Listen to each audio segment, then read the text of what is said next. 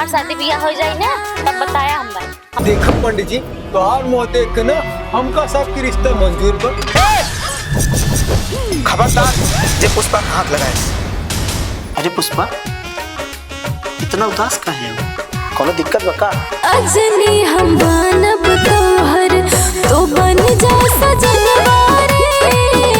सजनी हम बनब तोहर तू बन जा सजनवा रे।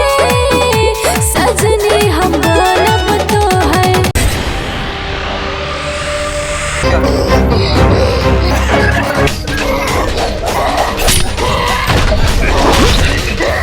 अरे पंडित जी 15 लाख रुपया और गाड़िया देवई करवा ना तेल लगा।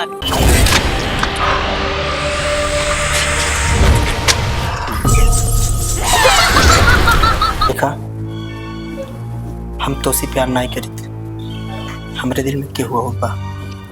बच्चा ए घरे बुरी आत्मा के साया बा एका शुद्ध करे पड़े। तो हम अपन पूरा पत्नी धर्म निभाओ। आपकी इच्छा हो तो अपन पति धर्म निभाई। मन से मन दिल से दिल के दीदार हो गए। हमके पहली नजर में ही प्यार हो गए। हमके पहली नजर में ही प्यार हो गए। चला आज हम आपको दूसरी शादी के लिए। सच में? हाँ सच। अरे कुछ पैसे हमारा मूड खराब है तो हमारा मूड खराब रहता है।